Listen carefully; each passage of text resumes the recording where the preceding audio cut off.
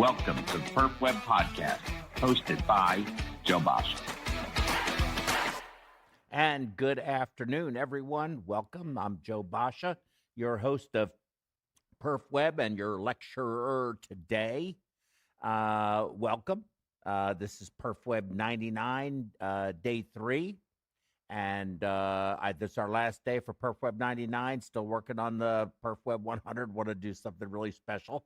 We'll get into that here in a minute. Let's go through this. Contact us at perfusioneducation.com. Contact at perfusioneducation.com.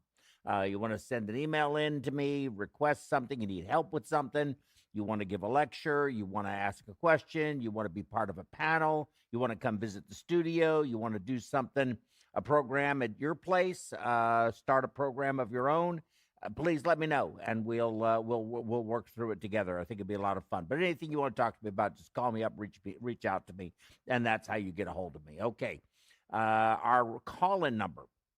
If you happen to be driving and you want to call in after listening to all of this stuff today, our call-in number is right there on the screen, 832-239-5358. That's 832-239-5358.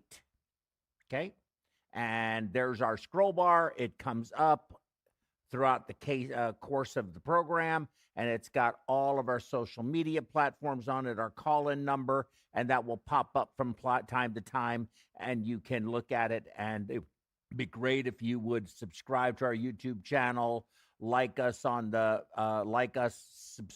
thumbs up, do the sharing, subscribe, do the FaceTime, the LinkedIn and the X, all of those social media platforms, whatever version of what you're supposed to do with those you're supposed to do. Would you please do those for me? Thank you.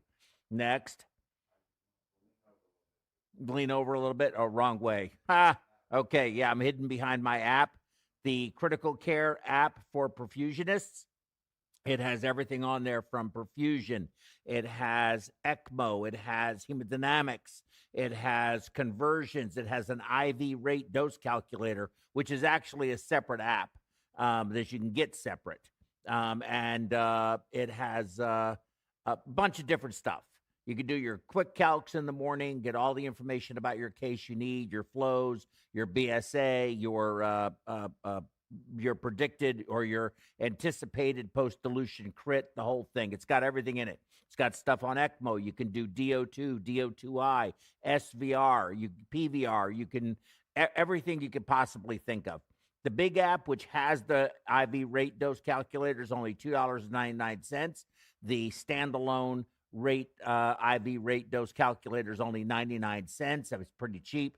You could buy these for people for Christmas presents, birthday presents, graduation presents, whatever it is. Would love for you to it's $2.99, and it's a great app. For that money, that app is worth probably $29.99 at the very least.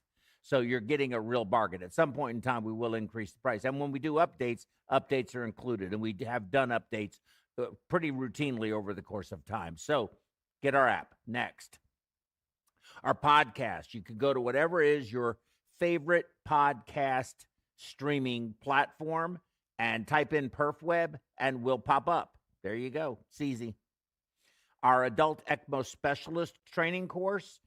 This course, I'm very proud of this course. This course is directed by Ricky Carlisle. It is also who's a ELSO certified adult ECMO specialist, as well as a CCRN, really just a brilliant person, very clinically capable, incredible skills and knowledge, and does a great job at this teaching.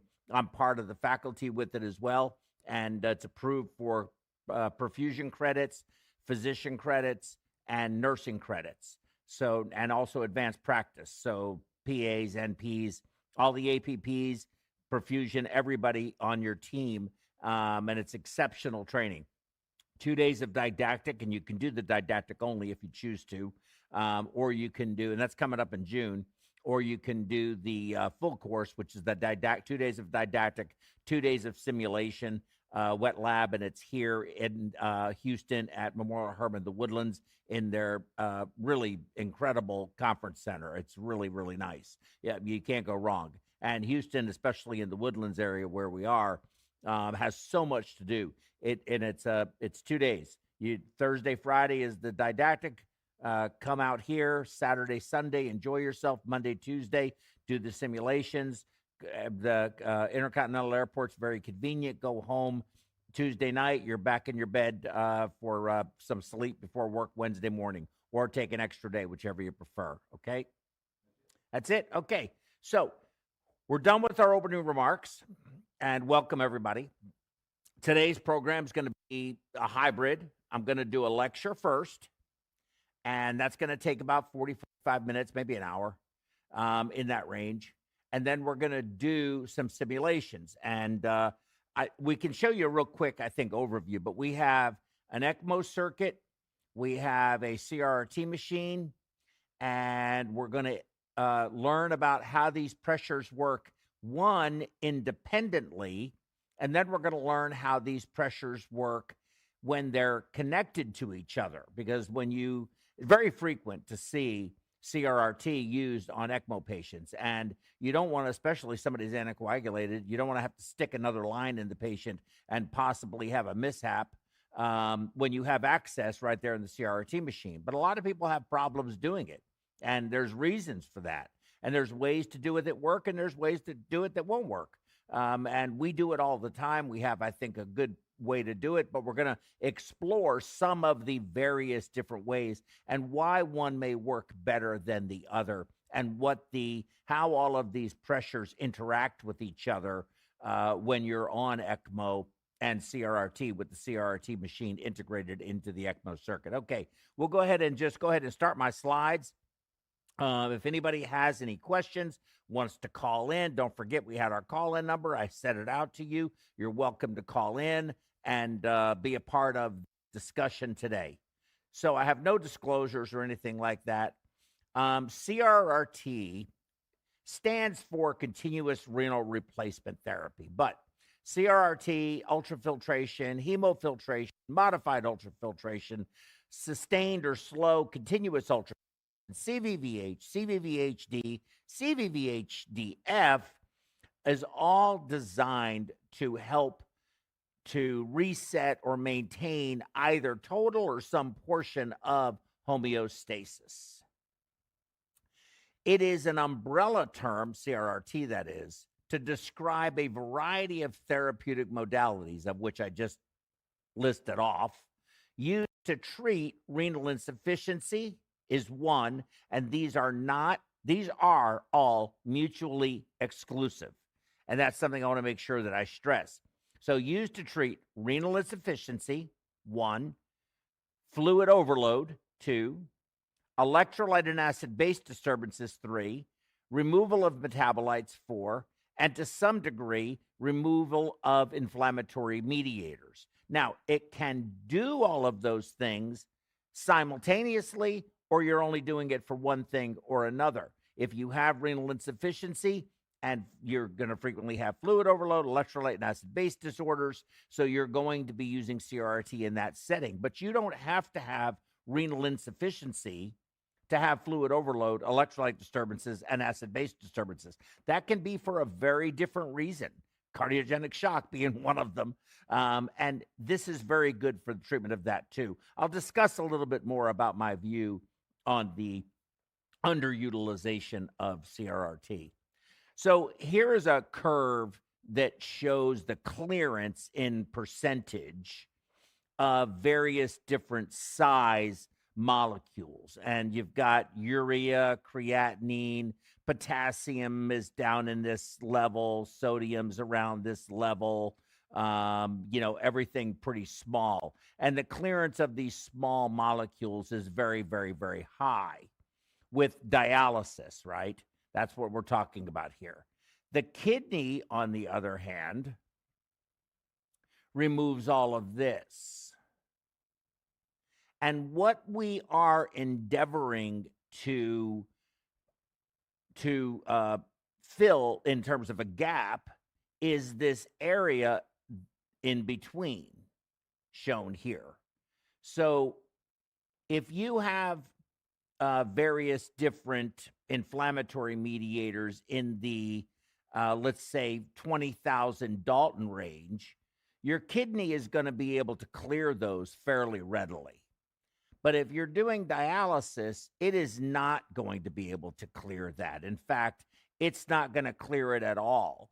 With dialysis, meaning you're doing diffusion clearance, by the time you get past about what it looks like about 5,000 KD or 5,000, 5 KD or 50 KD or 5,000 Daltons, that's right, in size, you're only removing it about 40%. So much, much, much lower. We need something that is going to work a lot better than that in removing it at a higher level and farther out. And that's what we're trying to accomplish here. So this paper that was written, and it was written in 2000, I would recommend to anyone that you go out and find this article. It's very easy to find. It's online. You don't even have to pay for it. But this article is what began my CRRT journey, if you will. And it's amazing to me that this article was written back in 2000. This is 2024.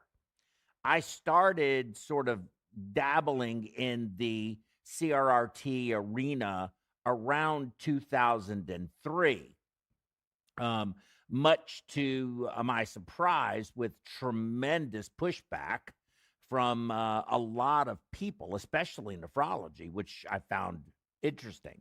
And there was quite a bit of controversy around it, which didn't baffled me to some degree, because nephrology did not want to do it. They saw it as something that was bad. And, Z-Buff on pump from way before this and how well it worked. So there was an intuitive nature to use CRRT in patients who had severe acid base at a state hospital, it was a charity hospital in Louisiana, and she was 28 liters fluid overloaded. Use of CRRT, and I didn't have a fancy CRRT machine like we have today. I just used a couple of freestanding roller pumps and created my own. I didn't have fluid that I could buy, which is very easy to do. Remember my talk from yesterday. So it was a real challenge, but we were able to help her, and she did survive. So this guy here, probably one of the most fascinating guys I've ever had a chance to say hello to. I that's about as far as I've gotten. His name is Claudio Ronco. He's who wrote that article, and he's in Vicenza, Italy. And the dude is absolutely brilliant. He speaks 4, 5, 6 different languages.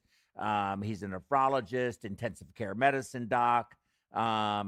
Just super, super smart and knows a lot about this. So if you just look up this article and then find other articles written by Claudio Ronco and Ronaldo Bellomo, who I don't mean to understate his importance to all of this. And he's from Australia, and he's also very, very, very well respected and knowledgeable in the field of. We call it renal replacement therapy, and that's what's wrong with CRRT. Is you call it CRRT, the name. That's what's wrong with it. Really, I prefer to call it CVVH or Z-Buff or CVVH-DF, whatever you want to call it. But I don't like to use the term CRRT because I think that implies it's dialysis. And it can be used as dialysis, but it's not dialysis. It's really Z-Buff. But in this study that I had read, they took patients who were critically ill, and they used different doses on these patients. So however much effluent you're taking from the patient is removing plasma water. So it's basically the same as Z-Buff. And when you replace that fluid with something else, then the effluent rate which has to be replaced 1-to-1 for it to work properly without removing too much volume from the patient. And you can take extra, but what you take, you're supposed to give back. And if you're running it low at 20 mLs per kilogram per hour, or 35 milliliters of replacement fluid per kilogram per hour versus 45. These are the 3 patient categories they did. And it was a relatively small study. I mean, I granted that. But their results were really remarkable. Here's the basically the patient population that was done. Sepsis was very big in this patient population. But this was the slide, I think, that said it all. Group 1 had a survival much, much lower than Group 2, which was the 35 milliliters per kilo per hour. And Group 3 had a, not statistically, but somewhat higher survival than patients that were in Group 2 and obviously in Group 1 as well. And so I knew from the beginning that underdosing was not the way to go, that using high volume zero balance ultrafiltration, or CVVH, continuous veno-veno hemofiltration, is definitely the way to go. And that's one of the problems that you will experience in your practices with nephrology, which, you know, again, nephrologists are probably the smartest people in the hospital, be frank with you, but they're caught up on something, and I don't understand what it is, but they really underdose not infrequently. I don't know if any of you have that experience, but if you do, please let me know if you also see that in your practices. So we discussed this. What is it used for? Acute renal failure, acute fluid overload, metabolic derangements, acid-base derangements, inflammatory mediator attenuation, creating a physiological environment to relieve the stress from the body's systems. So if you have someone who is massively fluid overloaded, their heart's distended, they're edematous, they have scleral edema, their earlobes look like water balloons, and you got to get that volume out of those patients. And as you're removing that volume, you have to make sure that you have a plasma refill rate that is appropriate, and you may have to treat with albumin in order to get that fluid back from the interstitium, because when you see that kind of edema, all the organs are that edematous too. You just can't see them because they're inside.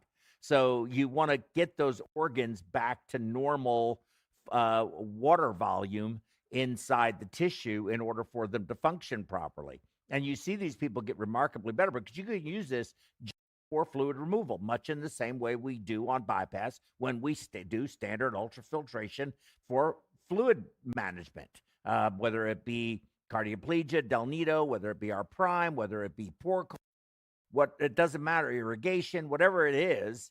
When we have excess volume, we want to get it out. We don't need it, and the patients do better. There's a tremendous amount of data out there that drier patients do better, not desiccated patients. So I don't want to be misinterpreted. I do not advocate for removing volume from a patient that doesn't have volume that needs to be removed.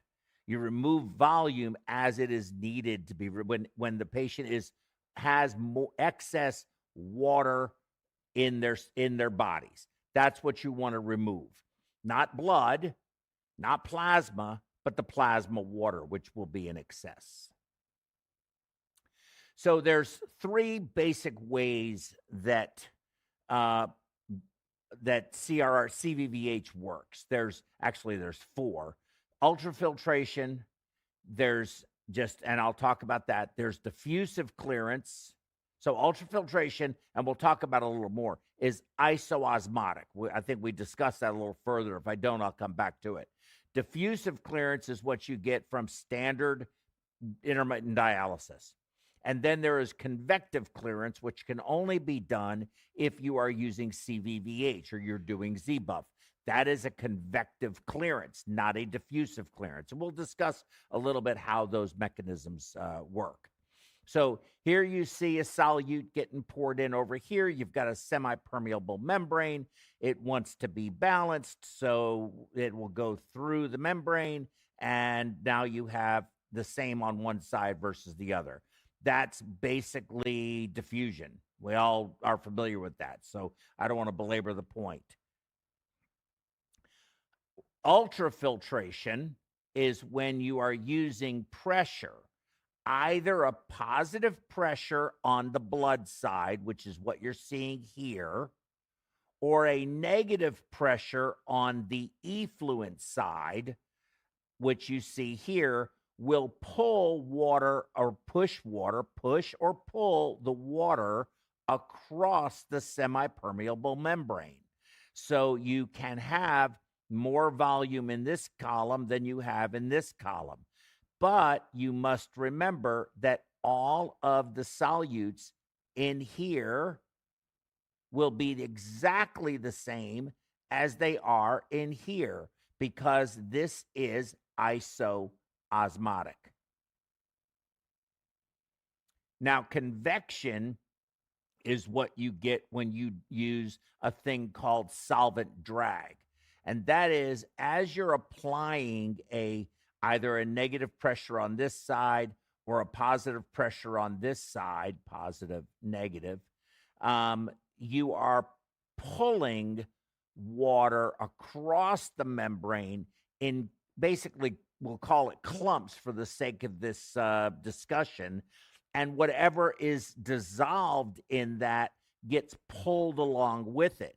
So as you're pulling the fluid across, you will see that the concentration of these ions will be higher on this side than on this side, even though you have literally removed water from this side and put it into this side. And I hope that made sense to everybody. It made sense to me, but I just want to be absolutely sure. So this is not an example of isoosmotic. This is removing solutes that are dissolved in fluid, and because you're pulling it or pushing it across the membrane, you will remove a higher concentration and leave a lower concentration as well as less volume on this blood phase. Okay. So here we see another example of that, semipermeable membrane in the middle, and you've got a high concentration here. You have over here something that doesn't have it, whatever it is, in it. And as long as it's big enough to freely go across the membrane, diffuse across the membrane of the hemoconcentrator, it will. But this is restricted to very relatively small solutes, very small. Okay, that's the difference.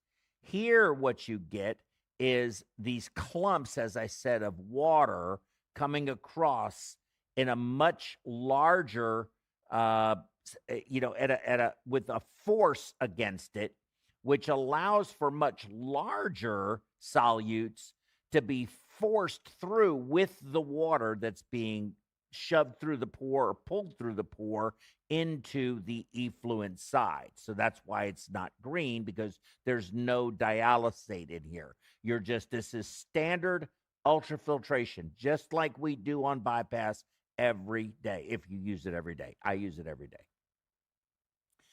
So here is what I was talking about earlier. Excuse me one second. I'm so sorry. Let me turn the volume off. So here you have, and we talked about this yesterday. If anybody can answer the question today, you'll win a prize. If you notice, the axis is red. The flow is coming from the patient, going this way, through the pump, into the filter, out of the filter, and back into the patient. Why is the return line blue and the access line red? Because we're perfusionists. We turn blue blood red, right?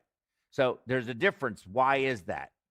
You'll also, while you're thinking about that, over here, volume X, whatever you want it to be, you pull off your ultrafiltrate. It's in your waste container, whether you use a Neptune or you use a suction canister, whatever it is you choose to use to collect your ultrafiltrate. And your sodium's 140, K is 5.2, chloride's 104. Albumin, total protein, and hematocrit are all zero because their albumin is 65 kD or 65,000 Daltons. It's too big to go across a hemoconcentrator.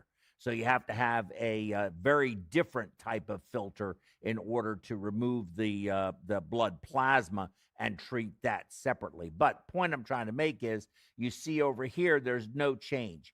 The patient's sodium, potassium, and chloride will not change at all. Now, your albumin level, your total protein level, and your hematocrit will all increase because you're removing water volume, which is dilutional to these things. And your total blood volume will go down. So you have to know you have the volume. You can afford to remove the volume. You can't remove volume that's not there. You can, but that's harmful. I completely agree with that. But used correctly, you can really help yourself not having to transfuse your patients and control bleeding, because theoretically, if I came off bypass with these numbers that you see over here, albumin, protein, and hematocrit, and I still had a liter in my pump I can't get into the patient that I'm going to send over to the cell saver, you'll get the red cells, but you're not going to get the albumin and the total protein. So I would rather hemoconcentrate that. And there was this guy, Keith Smolik. I don't know how many people know of Keith, but he's the guy that invented the hemo bag. Now, with all due respect, I thought the hemo bag idea it didn't make any sense to me. It was a good idea, but I could just do it on the pump, just hemoconcentrate everything in my venous reservoir until I'm down to nothing, and then I can chase that all back into the patient. I don't have to give them as much volume. But I think that's a much better idea than to send everything to the cell saver and have 3 or 4 units of cell saver blood to give back to the patient, because you lose all your albumin, all your plasma proteins, your clotting factors, and your platelets. And you're giving red blood cells back in a saline base. That's good, but if you need the other stuff too, it's bad, right? So that's my view on that. And then the fourth one from that list, remember I said 3, well, it's really 4, is adsorption. So there are a not insignificant number of inflammatory mediators that are too big for even a hemoconcentrator or CVVH. And how you can clear those with the use of CVVH is through adsorption. And what that means is, and I think we all know what adsorption is, it's an adhesion type of process, where if you have the right charged filter for the evil humor, if you don't mind my using that term, that you're trying to remove, then it will stick to the surface of the membrane, the semi-permeable membrane, and that's referred to as adsorption. And your filters will clog, not clot, clog, because all the pores will get clogged with these things that you're trying to remove. And as they do, your filter will fail, and then you have to change it. But you do that a few times, and then you don't have to do it as often once you get good clearance. Now, there is, of course, the other option, which I think probably makes more sense, is to use the CytoSorb whole blood plasma filtration system for removing these inflammatory mediators that are just too big for CVVH to accommodate. But CVVH does really well with TNF alpha, with several of the interleukins. It's a very good technique. So now let's take a look at some of the various different ways that we can integrate the CRRT circuit into our perfusion circuit. So let's just follow this down. Drainage limb from the patient going into our centrifugal pump, leaving the centrifugal pump and going into the oxygenator, turning blue blood red.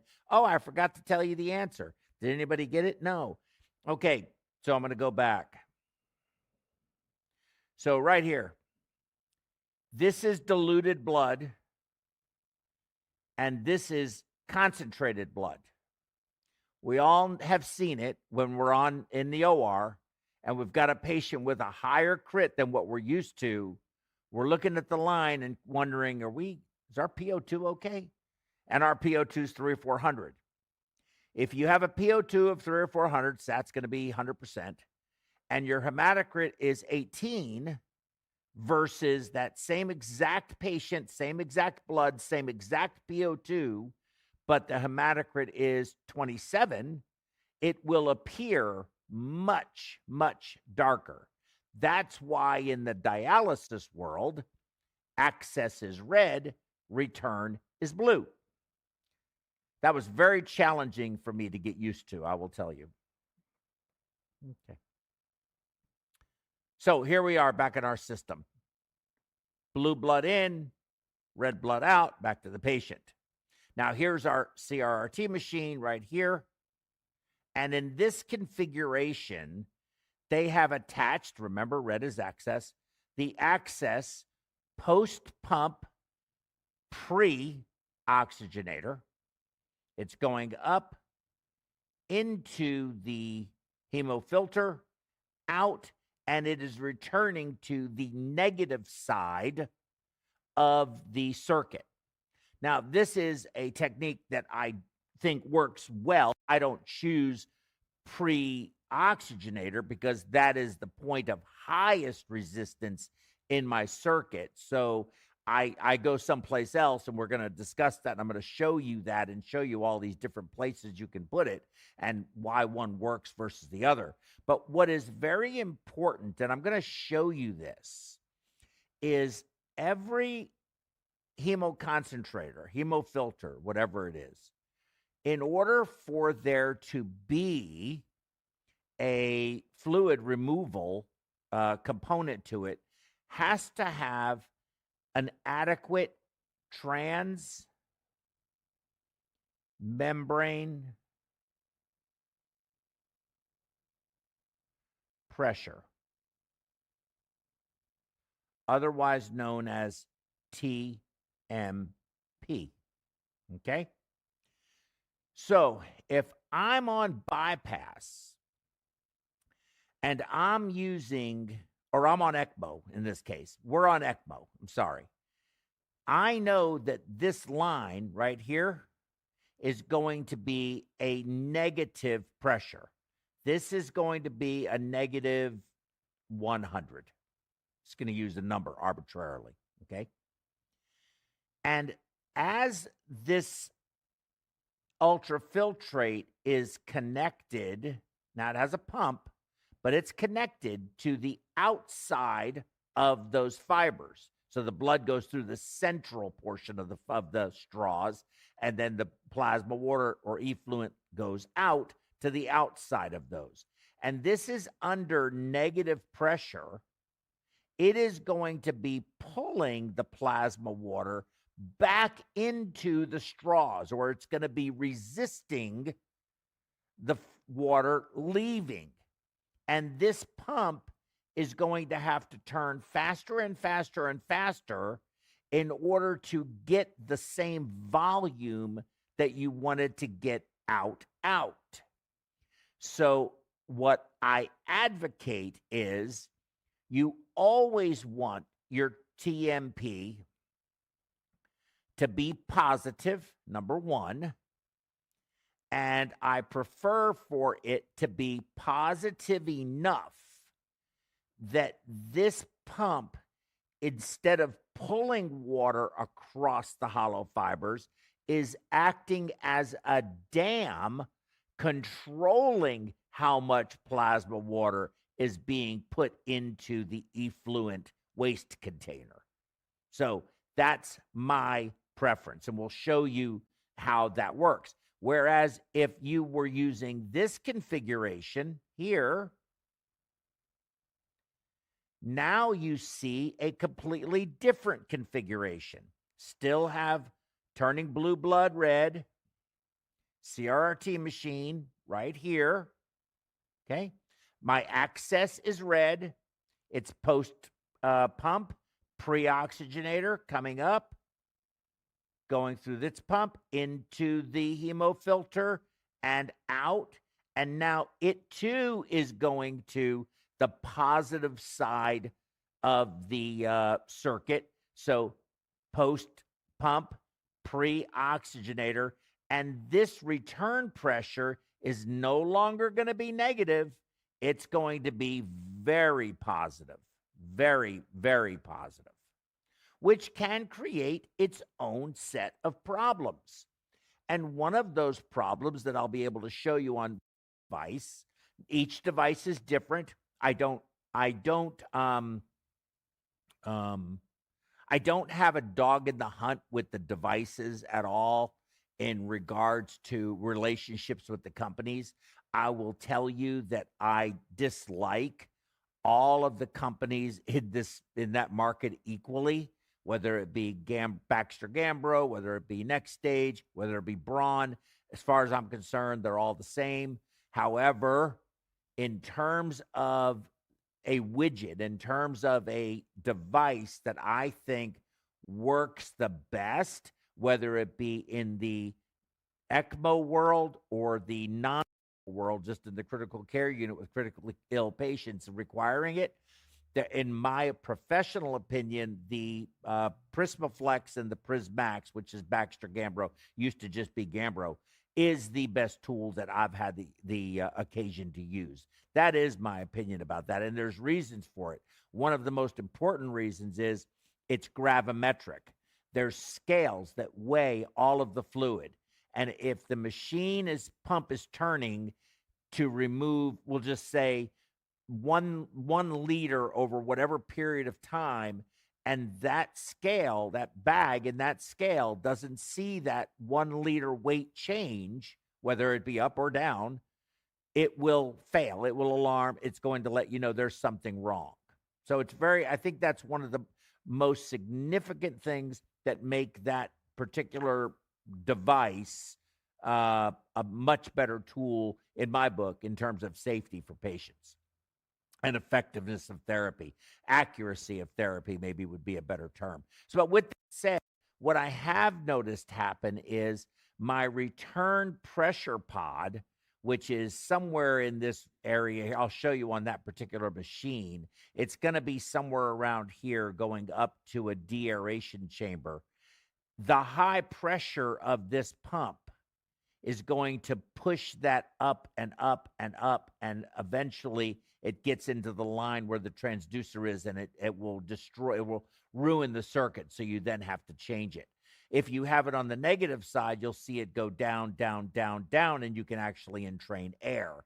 But we're going to look at that as we move forward with this, because I want to show you those are things it's very hard to draw something like that or explain it. So much easier to see it. And we have a really cool, I think, demonstration set up for you today. So I think you're really going to enjoy it.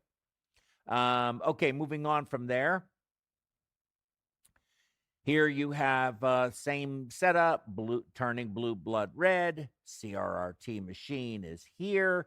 In this configuration, we have the access coming off of the patient limb of the return line. So whether that be the femoral artery, whether it be aorta, central cannulation, or whether it be the return limb on your Crescent or Avalon catheter if you're doing just VV. So it could be anything, but it's your return line, your arterialized return line going back to the patient. Comes in, goes down this way, comes up, and boom, goes into the drainage limb on the negative side. So remember, this is very negative. This is going to be about minus 100, maybe even more, depending on the size of your cannula and how much your flow. And if your return pressure line is here going to your deaeration chamber here, it's going to pull the volume lower and lower and lower and lower, and that you possibly could entrain air. And when you do, it's almost impossible to get these machines started. You do not want to get air in your circuit. It's really bad. It's really frustrating. And so here we have blue blood red, same thing, hemoconcentrator. Our access is red, and it's coming off of the outlet port, either a recirculation line, which is how we do it, or a purge line of some sort out of the oxygenator, coming up, going in, and then returning back pre-filter, okay, or pre-oxygenator, I'm so sorry, coming back here. Again, you can do it this way, not how I like to do it, because I think you get a lot of alarms this way, but it can be done, and there's ways to overcome all of those things. The other thing I wanted to talk about is that each of these methods that I just talked to you about, where the access is distal to your return, just like in this setting, you will have some increased recirculation, right? But with that said, remember, your ECMO flow is probably going to be 4 to 5 liters per minute, and your CRRT flow, hopefully your guys run it a little bit better than what I've seen. I've seen 200. I much prefer 300, and I love it when it's at 400 because you're treating more and more of the patient's blood volume. And you have unlimited access. So there's no really reason to run your blood flow rate so low. But you're still at 300, well below 10% of your total ECMO flow. So how much of that really gets just recirculated back? It's probably some portion of it, but it's not a lot because you're blowing by it so fast. But that is a consideration and a concern, because recirculation, that's bad when you're talking about VV ECMO. But in this particular thing, because the flow differentials are so great, I don't really see it as an issue. Here we see the access coming from the pre-pump. So access is negative. That's going to be a real challenge. I do not advocate this. Going in and then returning to the positive side. You can do it this way, but I wouldn't do it. And that's it for these different slides. So now we're going to get a chance to actually go over there, set flows, set pressures, and try the different locations and see what it does to the pressures in the CRRT machine and in the ECMO itself. So most of what's going to be affected is going to be your CRRT machine.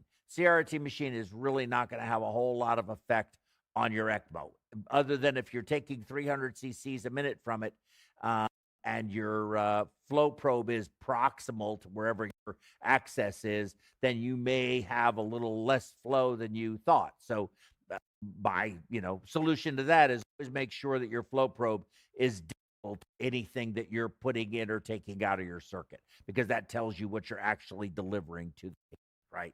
Makes sense. All right, good. Let's do that. Let's go over there. All right. Shiraz. Hi, Shiraz. Kelvin, good to see you. Michael, Ahmad, Derek. How's everybody? I hope everybody's doing well. It's almost Friday. I hope nobody's on call. I hope nobody's on call that's on the program today. But if you get any of the questions right, I can arrange for you to get extra call and a type 1 dissection, just in case.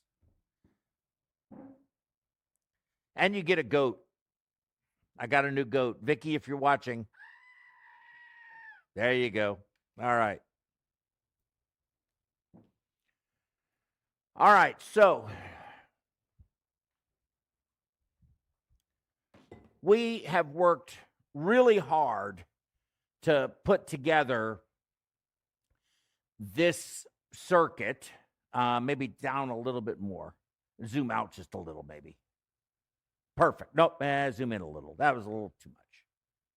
Right there. That's perfect. I like it. Perfect. Can't ask for better than that. So we have basically our circuit here, and this is not an ECMO course per se. This is truly about connecting a CRRT machine that you see over here that's on the right side of your screen to the ECMO circuit that you see here. And I'm going to kind of go through this circuit with you and what we're doing. And then you have your actual ECMO device over here. But, you know, we have cameras on it, like here with the flow probe. My hand will go there. You'll see it. And down here where our pressures are. So first thing I'm going to do is purge some of the air out of this thing. It's been sitting here running around in circles for a while. So there you go. Okay, everybody's used to hearing that noise, I'm sure. Okay, there we go. All right, there, we're de-aired. Okay, so the first thing I want to do is go over here to this CRRT machine. Now, you may not see, let me get out of the way. Yeah, please. That'll be good. Thank you. I can? No, this works because they can see me here. I like this. Okay. So what you're looking at here is a CRRT machine that I have hooked up to just an IV bag with some clamps on it to create the appropriate resistances that you can work with. But you see our blood flow is at 200. Our pre-blood pump is not running. Our replacement isn't running. Patient, nothing else is running. So I'm just running right now blood flow. That's it. And I want you to look over here. Our access pressure is negative 87. Filter pressure is 144. Effluent is 91. That's positive. And return is 87. So let's go through all of these various pressures and what they mean. And I will tell you that if I change any of these things, it is going to have an effect over here as well. But one has to remember that, are we on camera? Am I on camera one? Yeah. One has to remember that CRRT not hooked into your ECMO circuit is hooked into a temporary dialysis catheter. It's a double lumen catheter. We're all very familiar with them. There's Maherkers, there's Quintins, there's probably others. Those are the two that I know. And basically, you get one's red, one's blue, and you have access and you have return. And they're usually about 11 French in size. Your return size is smaller. The access size is larger, and that's the same with the crescent cannulas or any double lumen cannula because there's always more resistance to access than there is to return. So you're looking at a pretty small 11 French catheter that has two channels in it, one for access, one for return. And the machine is designed to operate in that environment. So it expects for there to be resistance to access in the red, and it expects for there to be resistance in the return, meaning the blue, right? So that's why in this particular setting, these are the numbers that you would expect to see: a negative 89/90 access and a return pressure of 94. Now, your filter pressure is the pressure which is being read right here. So let's just go through the circuit if I can. You have, and it's like I said, it's hooked up to our simulated patients. So you should be able to see this. Red is access right here. Can I see it? I don't know. I'm too high or too low? There. Let me go on the other side. Closer to the machine. Okay. There. Okay. Red is access right here. Okay. Coming from the patient. The blue is going to be the return going back to the patient. So if we follow the circuit, it comes up and you see a pressure pod right here. This pressure pod is your access pressure. That's where it's measuring it. It's before the roller pump that's going around. So it's pulling through the catheter, through the pressure pod, through the roller pump. Then it leaves and it goes into this pressure pod. This pressure pod is your filter pressure because it is post-pump, but it is before where your filter is. So that is going to be your filter pressure. That's going to be the point of highest resistance because after that, you have your pressure pod here where this is your deaeration chamber. This is your return pressure, and you see your return pressure is 90. That's going to give you a delta P of about 50, 60, somewhere in that range. So that's how much resistance is in this particular filter, because right now I just have water in it, so there's really no other reason for that pressure to be different other than the natural resistance through this. So this pressure is always going to be higher than this pressure here. Now, if you look here, this line is yellow. This pump here is your effluent pump. As this pump turns, it's either controlling the volume that's being forced through this filter, or it's trying to suck it across, again, which I can show you why that's a problem. I'm going to try to illustrate that here with you today, but we'll do that towards the end because that's a little bit more challenging. But nevertheless, your effluent pressure is measured here in this effluent pressure pod that you see right there, and that's reflected in this pressure, your effluent pressure. Okay, this is a very good number to have. Now, click this button here, and this is your TMP, your transmembrane pressure. So it's currently running positive, but it's a 5 to 579, and your pressure drop is 30. But I can increase that transmembrane pressure by either increasing resistance to the outflow or increasing my flow rate and not changing the resistance in my outflow, because if I increase the flow, it's going to automatically, of course, increase the pressure, right? That all makes sense. So let's just do that for the sake of this discussion. I'm going to go to adjust. I'm going to go to blood flow, click blood, turn it to 300, confirm. It's going to take a second. It's going to go up. You're going to see that your access will become more negative from where it was. Now look at your filter pressure and your return pressure. Your effluent pressure is much, much higher. And your TMP jumped up to 18, 19. So you see how just increasing the blood flow had an effect. Now, right now, all I'm doing is spinning blood, right? That's all I'm doing. But let's say I decided I wanted to remove fluid, because right now that fluid's going to freely cross that filter, but this pump is blocking it. So if I go here and I want to do patient fluid removal, and I'm going to set it at, how about we do something fairly dramatic? We want to take a lot of volume off this patient in a hurry. I'm going to set it to 500 cc's in an hour. This pump is going to turn on. Now let's go back and look at those pressures as that happens.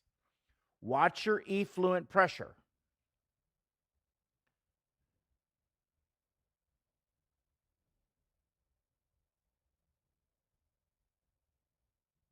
I might have wanted to go a little faster. Let's try a little faster. Let's go to patient fluid removal. Let's set it at, instead, how about 1500? Now let's watch. You see the pump is turning faster, and you see your effluent pressure is coming down, and your TMP has gone up, your transmembrane pressure, because the pressure on the blood phase didn't change, but the pressure on the effluent side did, increasing that gap or that transmembrane pressure. That's why that happened. So this is how the configuration would be, and I don't want to run out of prime and my simulated patient and run them empty. So I'm going to come over here and put that patient fluid removal back to 0. And remember, this lecture is not about how to run CRRT. It's about understanding how the pressures interact, one, with the machine in a standard configuration, but more importantly, how it interacts when it's connected to an ECMO circuit. So I'm going to pause this as if we would connect it to the ECMO, and I'm going to bring the lines over there and show you a way that we do it and what will happen with this when I do. So look at those numbers, try to remember those numbers, and let's see what's going to happen. Okay, I'm going to pause this. Okay. Magic, I might need your help a little bit.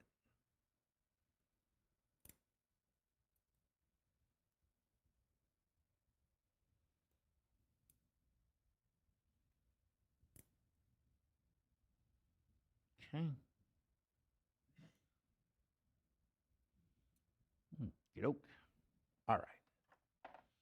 So let me bring these over here. Okay. So before I do that, let's go over this ECMO circuit. Okay. Give me to about 3.5 liters. That'll be good. Okay. All right. So hello, everyone. There you are. So here we have our ECMO circuit. And so I want you to guys not to focus on me, but focus on this camera here, the one that's pointing down. Here is our line coming from the patient, okay, here. And so, sorry, this is our blue line. What's it say? Yes, I know that. Okay. So this is our access, our blue line. It's coming down into our centrifugal pump here, out of our pump, into our oxygenator here, out of our oxygenator here, going through our flow probe here, going through our pressure line here, and then returning back to the patient. So that's our basic ECMO circuit, all right? I'm measuring the return line pressure, which if you look in the center column is right now 100. It's P1. That's this pressure that I'm touching right here, which is our return line. Our access pressure is being read right here in our access line, and this is P2. You see that it's negative 105. As I told you, red is access in the CRRT dialysis world. And in our practice, what we do is we connect it to what is a recirculation line that we use. So I'm going to show you how we do it, and then we can talk about some of the other ways that we do it. So that gets connected there. I turn this stopcock 180 degrees so that it is open both this direction and it is open to the CRRT. And then I go ahead and pop this open here. I take my return, which is blue, and I connect that to the next stopcock down in the circuit. Now, normally what I would do is I would have an IV fluid or blood administration line on this stopcock here, which I could also turn and do all these things simultaneously without having to interrupt any of the therapy. So I'm going to turn this stopcock 180 degrees. Okay? Now, I haven't even started anything over there. So we're going to start it, and we're going to see what it looks like. So, Magic, if you would be so kind as to go ahead and hit either continue or whatever the option is. Yes. What's it say? Resume. Yes, please. All right.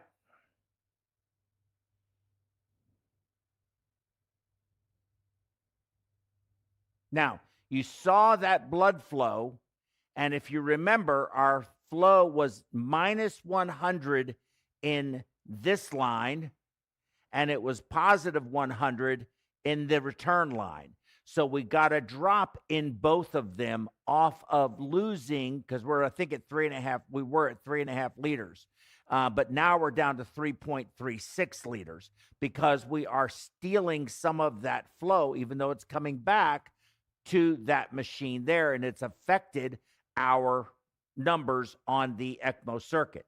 And I'm going to just take this for giggles, if you don't mind.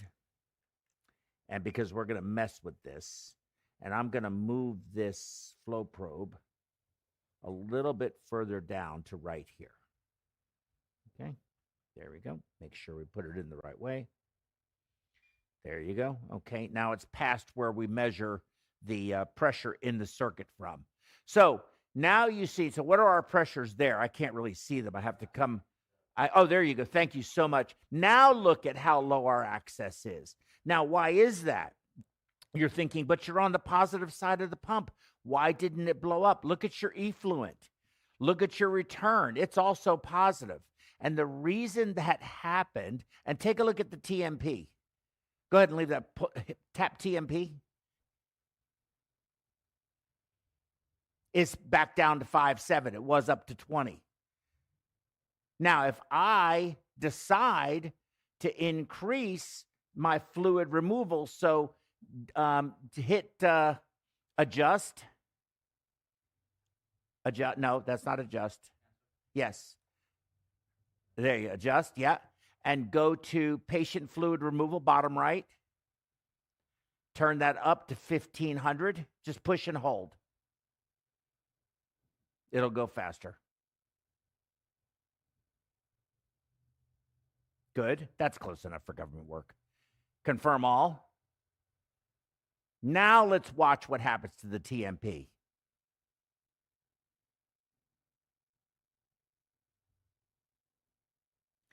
Your TMP is going up, and your effluent pressure is coming down. And that's because that pump is trying to now pull that volume across. We can improve that a little bit, and I can show you that too. So stop the patient fluid removal for a second. No, not stop. Resume. Okay, adjust. Patient fluid removal. Hold the button until it gets to 0. Just be patient. It'll go fast. Very good. Confirm all. Good. Now, I'm going to do a simple thing. All I'm going to do is I'm going to turn this stopcock. Remember, blue is access. I'm going to turn this off to the recirculation line. So it's going to be coming this way and going directly instead into this access here. I'm sorry, here. Wrong side. Access is red. So watch those pressures. Put that CRRT up high. There you go. Watch this. Look at that. See the access pressure go up? Warning, return disconnected. What happened was it believed, because we changed those pressures so rapidly, that it had become disconnected from the catheter, because the device is made to run on a catheter, not a circuit. So what's it saying? So hit continue, please. Very good. Now, let's go back to our ECMO. Good. So now look at our pressures with that flow. And that's because I took that recirculation line away. That recirculation line is no longer going this way. Now, this is reflected off of just this. This is reflected just off of this. Does that make sense? Now, watch this. Just hit continue, override, continue, whatever. Okay, now bring that up tight again. Yes. Now, what I want you to do is go up to, before you do, I need somebody to answer this question. And look at your effluent pressure. Your effluent pressure is now negative. That is bad. And I'm going to show you why. Let's go to the full screen. Stay right there, because I'm going to need you anyway. Go to the full screen. Look at how low this deaeration chamber has gotten. Can you see it? You can't come down here, can you?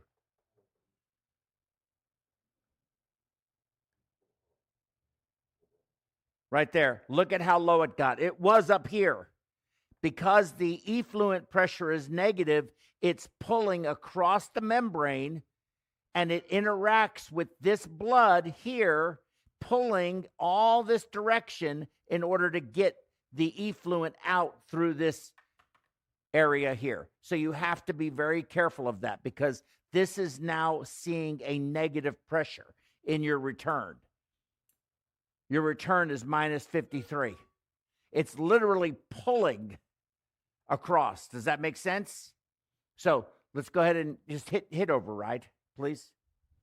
Okay. Now, what happens if I reopen that? So let's do that. Watch your pressures. Go to the full screen. Now watch your return pressure. Your return pressure is going to go back to being positive, which is what you want. Hit continue. It'll do that because it sees a big difference all of a sudden in your, just keep hitting continue. Thank you. Okay. And here on my return, that's access. So go back to full screen on that. I'm going to now take this line on the return and I'm going to turn it this way. Okay, so now I am negative pressure on my return. Go ahead and keep that big. Look at how low that return pressure is getting. But my access pressure is still positive because I'm further downstream. Okay, so let's go ahead and pause it. Stop. You did it? Yeah. Okay.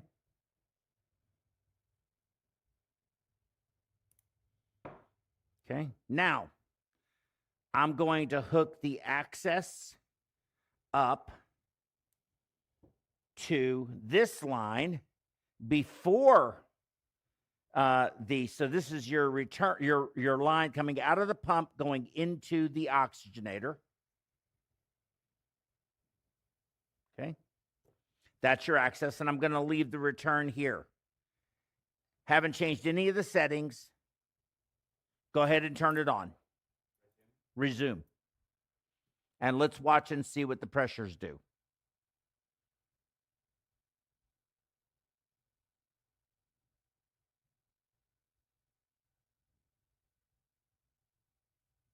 So again, your return pressure is very negative, and that is not good. I cannot stress that enough. You do not want to see that. So how am I going to fix that? How I would fix that, but your access pressure, go ahead and just hit continue, please. And can you keep that up big? Thanks.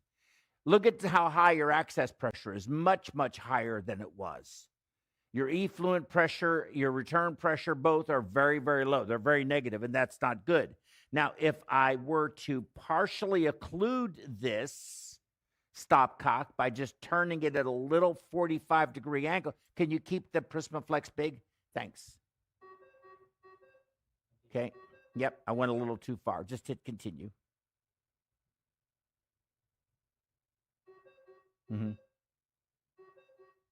Just give it a second.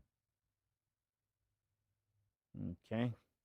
Oh, hit release clamp. Hit release clamp. There. Okay. Turn it back on. Thank you. Okay.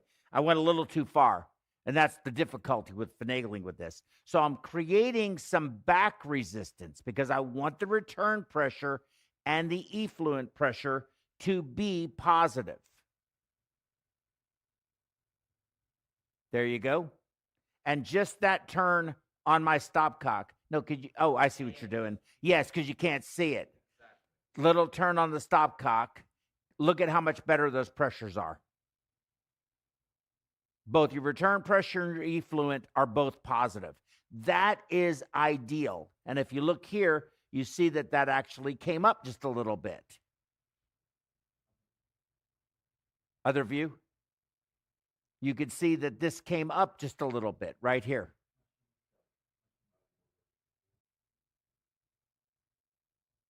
Right there. Now, go ahead and adjust. Hit the button that says adjust chamber. Yes. And then push and hold the up button, and you'll hear it click, and this will go up. Bring it all the way up.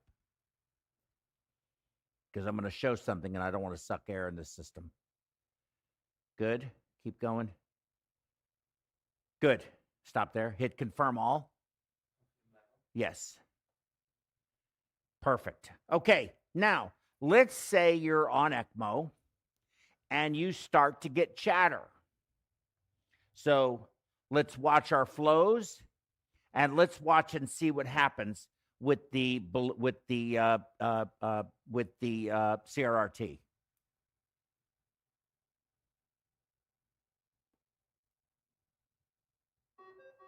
Right away, you get a return disconnected. And the reason for that is your return pressure became uber negative. And that is why it sees some change. And that is the reason why you get that alarm. Because, of course, you're going to get chatter from up here. Okay, so what if, let's go to the full screen on that. So we're at 3.5. Go ahead and hit continue anytime you see that. So come back here for 1 second. Let's take a look at all the pressures, and I'm at 3.5. Now I'm going to set it up the way I normally have it. So I'm going to set this. I'm going to move this from here. Oh, pause it. Just hit stop. Hit. Okay. As soon as it starts, go ahead and hit stop when it gives you the option.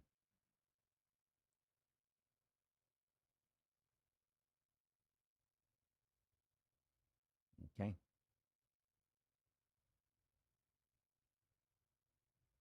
Okay, hit stop, please. Perfect. Thank you. I'm going to put this back here. Okay. Turn this like this. Okay, resume, please. Continue, resume, yes. Okay, so I'm at 3.5 liters of flow.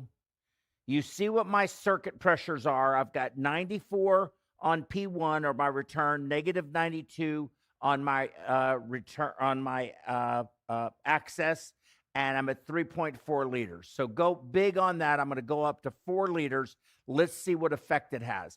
First of all, it's going to have an effect, should have an effect on every single one of those pressures. So let's see. So I'm going up to 4 liters on my flow. So go back to the big. Now, that's okay. Hit continue. It saw a change, and whenever it sees this change, that's what it's going to do.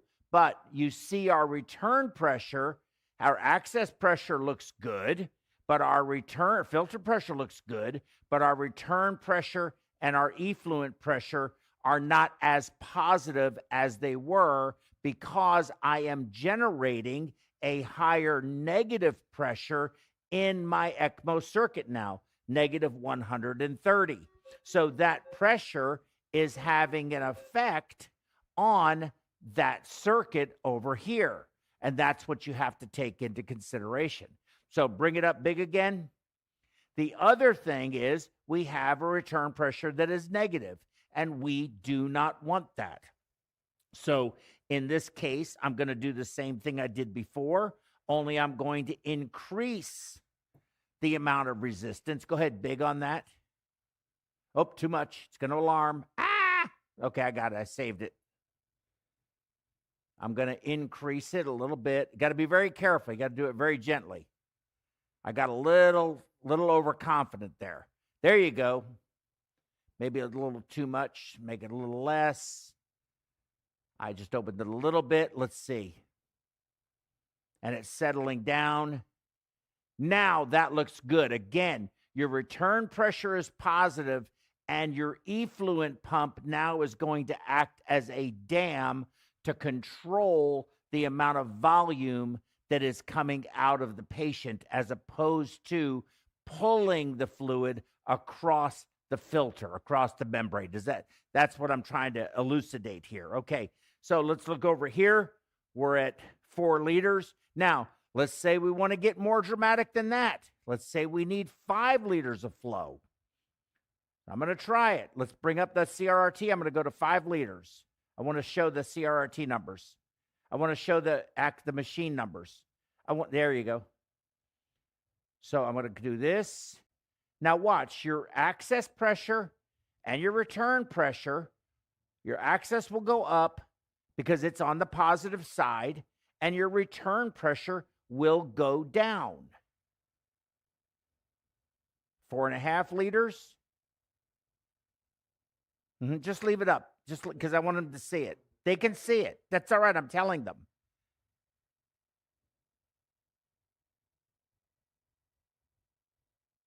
And I'm at 5 liters. Now at 5 liters, look, the return is already down to 52 and your access is up to 160. So go ahead, and because it sees the return dropping because the pressure started dropping, it'll give you an alarm. You just simply hit continue. But you see that our access pressure in the ECMO is negative 200. Our return is now 182, is now 180, 181, 182. So this is actually greater than 200. But this particular configuration works very nicely because a lot of the pressure gets damped in this recirculation line, and I can manage that. So go ahead and go back to the big screen on that. And I'm going to do the same thing. Don't change it, though, so I can see it. And I'll show them in a second. I'm just going to put a little more resistance on this stopcock, just a teeny little bit more. And try to get my return pressure a little more positive without going too positive, like I just did. Hit continue. Release clamp. There you go. Okay. Let's try it again. Nope. Try it again.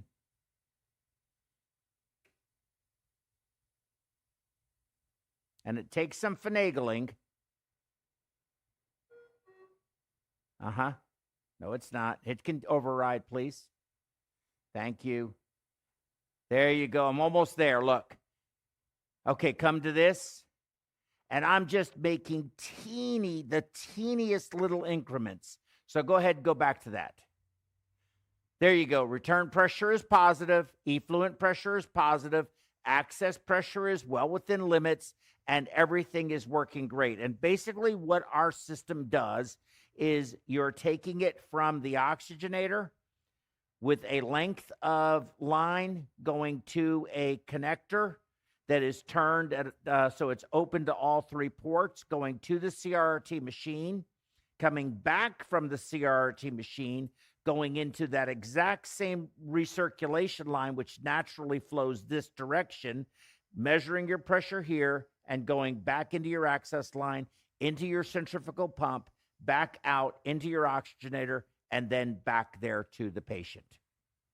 And this is at a flow of nearly 5 liters a minute. That's the pressures you should see, and those are the pressures that will work. You won't have a whole bunch of alarms. So let's do this. I'm going to make some other changes. So let's pause that. Yes, stop. And I'm going to turn this off for just a second. Okay. And I'm going to make, oh, sorry. Turn that off. Okay. So we'll make some additional changes. Okay. Get the air out of the simulator system. Normally, we don't have that much air in our system, right? Okay. So I'm going to now take this. And one of the configurations I remember we saw was this. So sorry.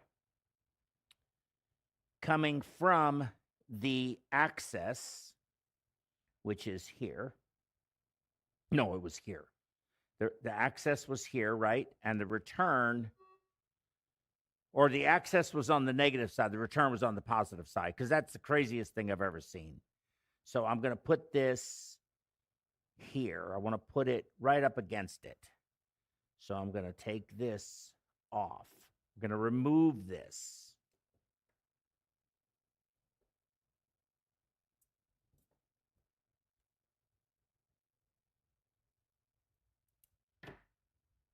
Okay.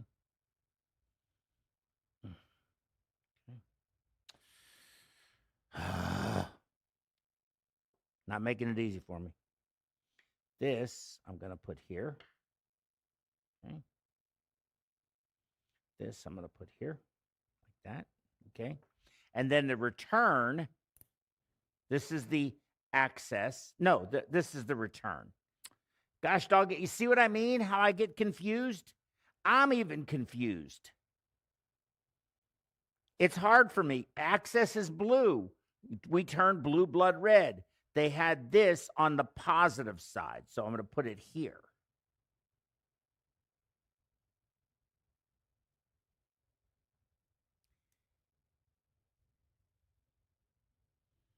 Okay.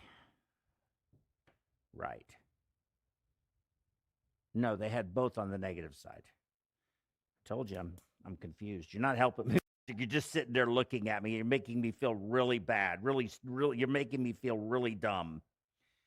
Do you remember? Oh, they were both positive. On both of them were on this side. Was that right? Both were on this side. So I'm going to put this here.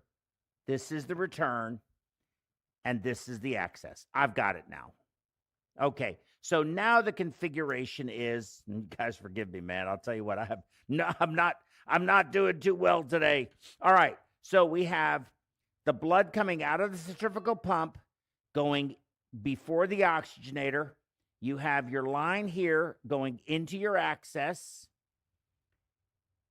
And then or your return going there. Your access is here, coming out of the top of the oxygenator, going directly into here, going through the circuit, coming back to also the positive side. Post-oxygenator, pre-oxygenator. I got it. Okay, let's crank her up. No, not yet. Let me get this up first. Let me get this running first. So we're going to go up to 4 liters a minute. That's giving us 127 and 146 at 4 liters. Okay, hit continue. Resume.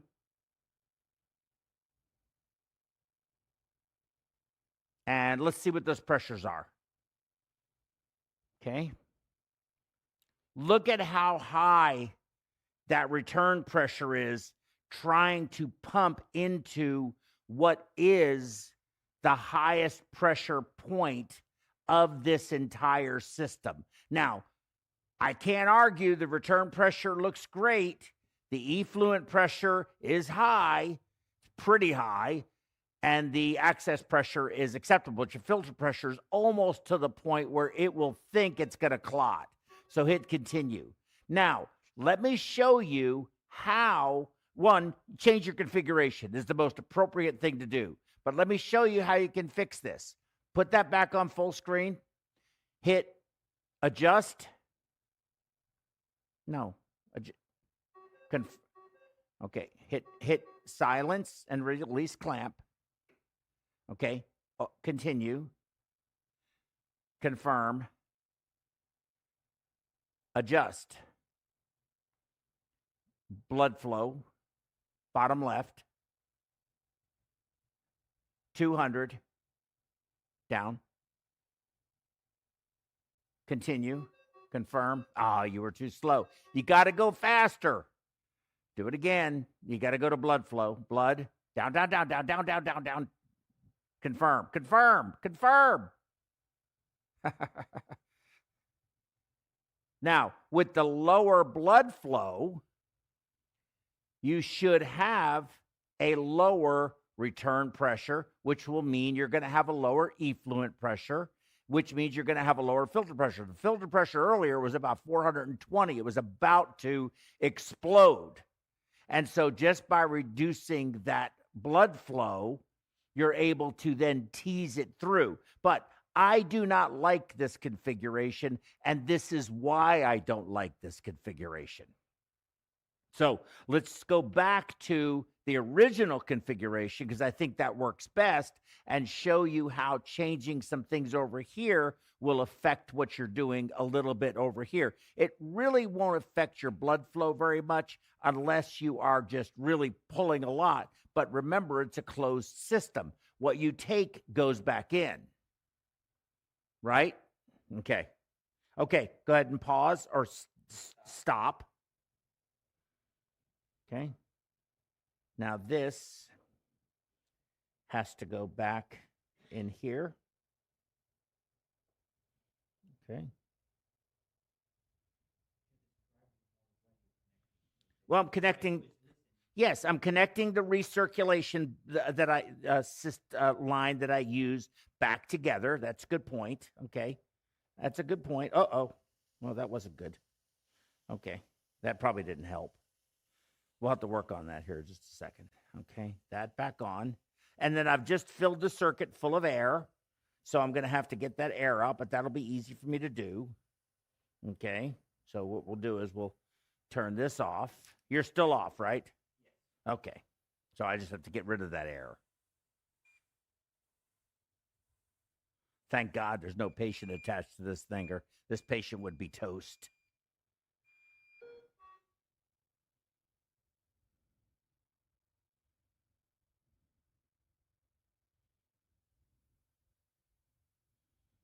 And go ahead and let that air go through.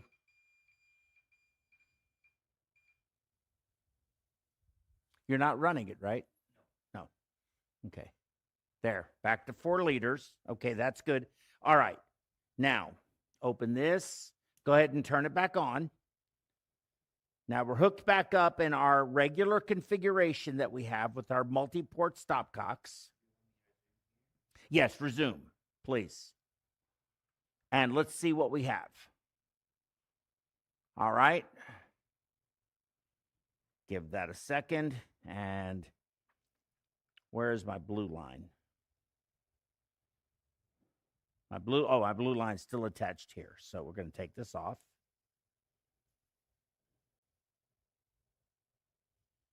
Put this here. Okay. There you go. All right. There. Okay. All right. There you go. So hit continue. Now we should be back to where we were. You may have to hit release clamp. Just hit continue. There you go. Go ahead and make that big. There, I had to set it back up again. So now we're back to that same situation of, oh, actually, we're just a little bit positive. That's okay. There's nothing wrong with that. You just don't want your effluent to be negative. So 21 is just fine. But remember what I told you earlier. Do we have a high enough TMP? Take a look at the TMP, because the TMP is going to be there whether it's negative or whether it's positive. Right now it's 3. So go ahead and take and do patient fluid removal rate back to 1500 and watch your effluent pressure. Patient fluid adjust. You have to get out of that. Go back to information. Yes. Delay test. Bottom right. Okay, so the machine is doing a test. Okay. Adjust.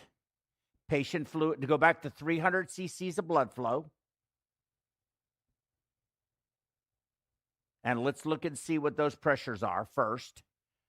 Make sure that we haven't messed something up, because you'll have a higher return pressure because you're flowing more, right? Okay, and your effluent's 50. Now turn that back on and turn your patient fluid removal rate to 1500. Adjust. Patient fluid removal. Go to 1500. Just push and hold it.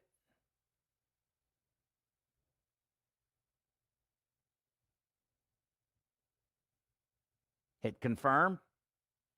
Now let's look at your effluent. Your effluent pressure should come down.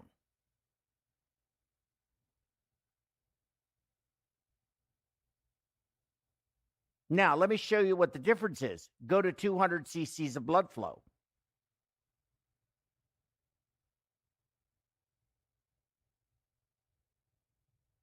Look at the difference that makes in that effluent pressure just by changing that blood flow. You're barely in the positive range, but you still are positive, so that still is acceptable. However, if simultaneously to that, I come over here and I turn my flow up from 3.8 to 4.4, now look at that pressure. Now your return pressure is negative. Just hit override. Now, leave it right there. I'm going to go up even more on my flow. I'm going to go to 4.6. Okay, now let's look at your effluent pressure.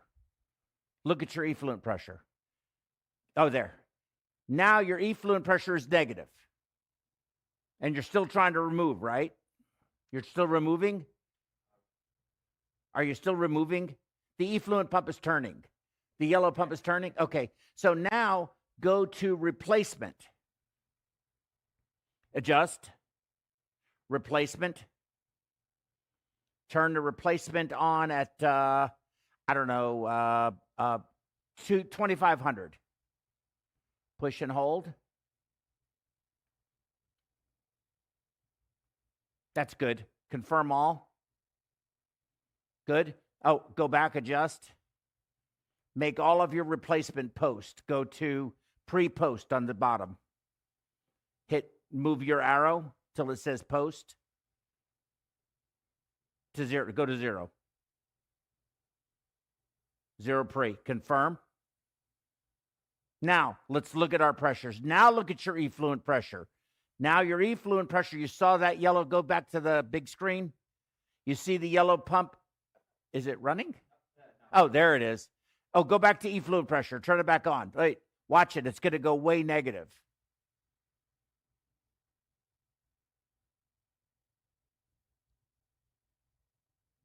Patient fluid removal, effluent, okay. Not too bad. Didn't make too much of a difference at all. Not too bad at all. But what happens if I have to come down on my flow sum? So now I'm going to go from 4.48, I'm going to go to 3.5. Now let's see what those pressures look like. Your effluent pressure actually came up. And that is because here we are with our return hooked to this line. This line is both positive, and this line is both positive, and this line is negative, both. So the pressure in this line decreases as you get closer and closer to your actual access line. Right? Okay. And let's put this back on the big screen. Okay, I would say let's go up to 300 cc's of blood. Go to 400 cc's of blood flow. Adjust, blood, 400.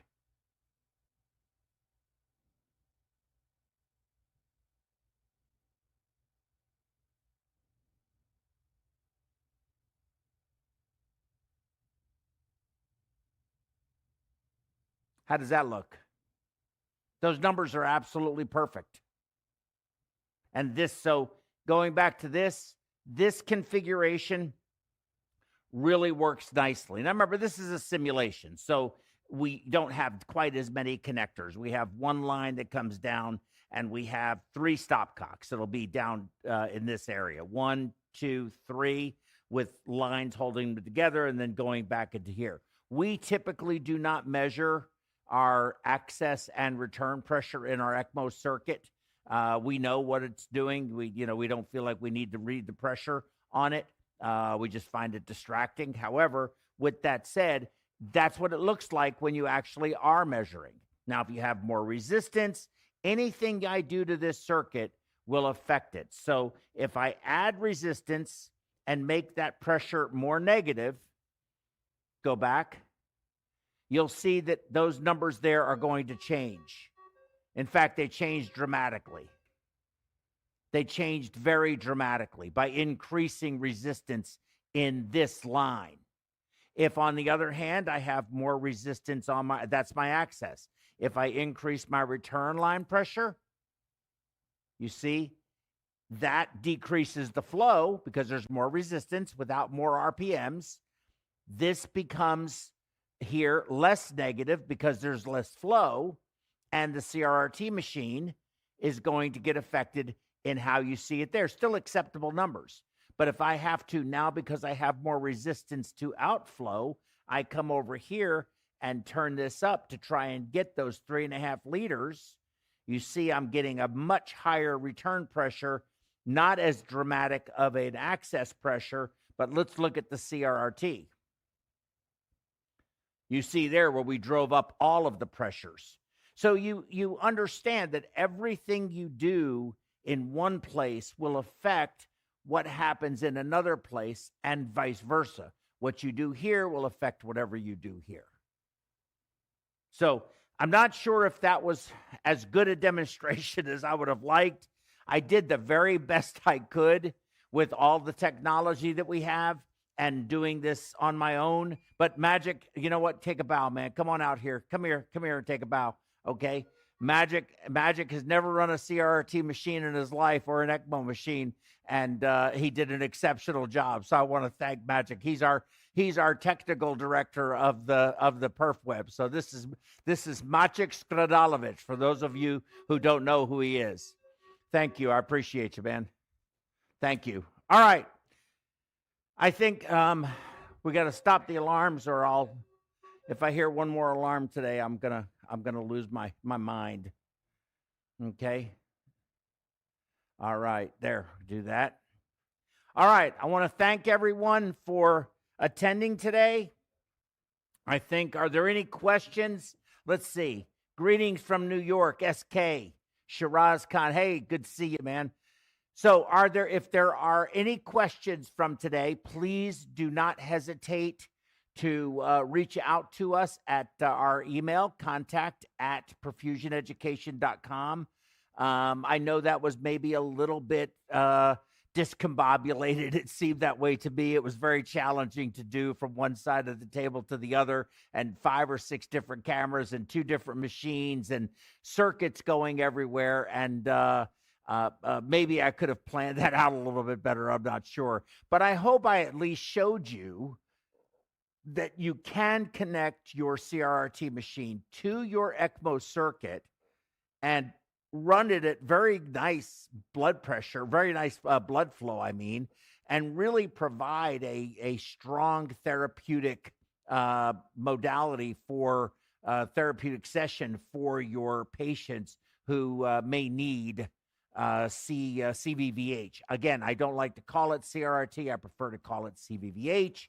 But it is what it is. And I highly recommend that you, of course, ultrafiltrate during bypass, that you Z-buff, that you learn more about the various fluids, the bicarb-based fluids in particular, and that we start taking that more into consideration as part of our bypass armamentarium, if you will.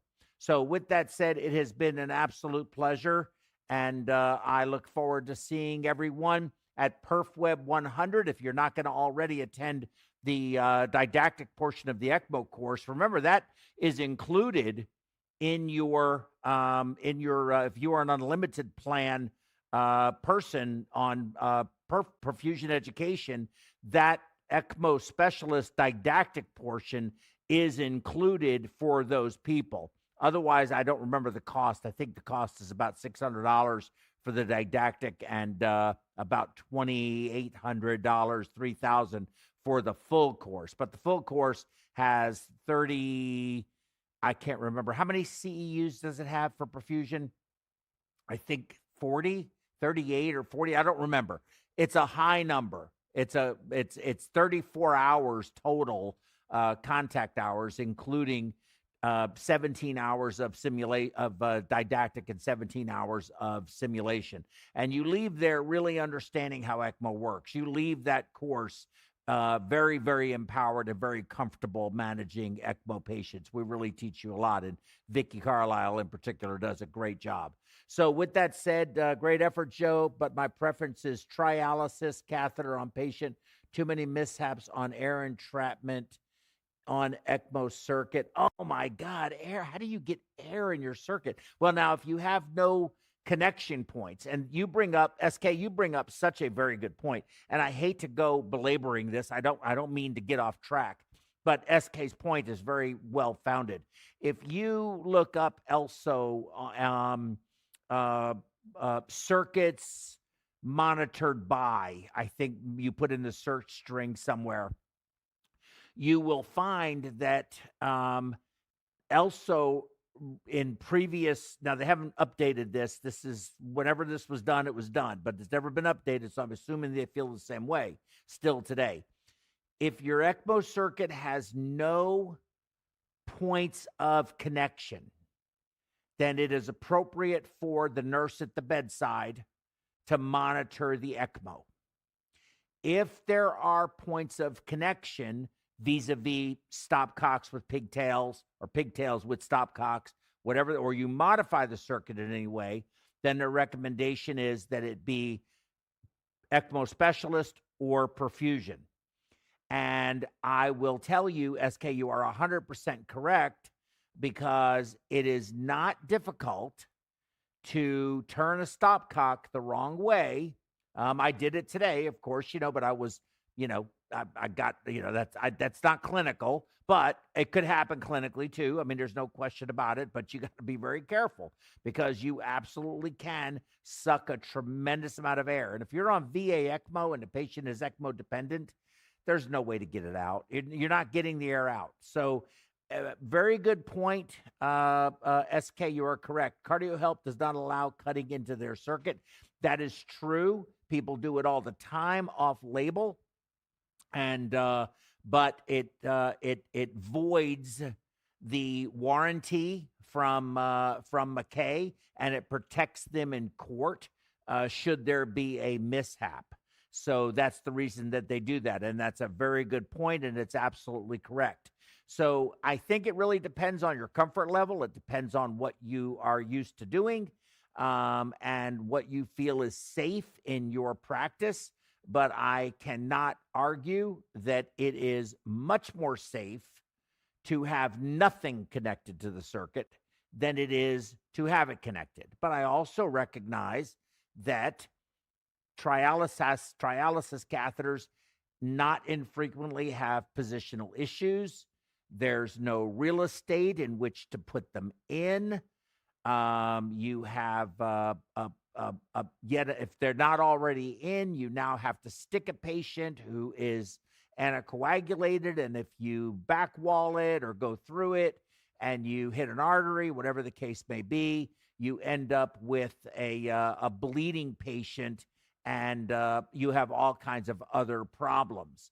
Now you can certainly can't stop your heparin for some period of time so you get the bleeding under control. We do that. That's not unusual, but it's it is what it is. And but your point, SK, is well taken and very good ones. Could I see that again? Oh, okay, very good. Okay, so with that said, anyone else has any comments or any questions? Again, contact at perfusioneducation.com. And, I'm interested, SK, how many ECMOs y'all are doing. And if you've got a big ECMO program, I'm assuming you're from New York. So I'm guessing you might be at Columbia. I'm not sure. But if you are, man, reach out to me. I would love to pick your brain and get you, maybe, if you would be willing to, online and on air with us, and maybe talk about your experience and some of the reasons why you do what you do. I think that would be very interesting. So thank you very much, everyone. Be safe. Have a nice weekend. I hope your Friday is not too crazy. Nice schedule, but that you can get out early and bug out for the weekend and have a good weekend. I'll see you next time. Peace out.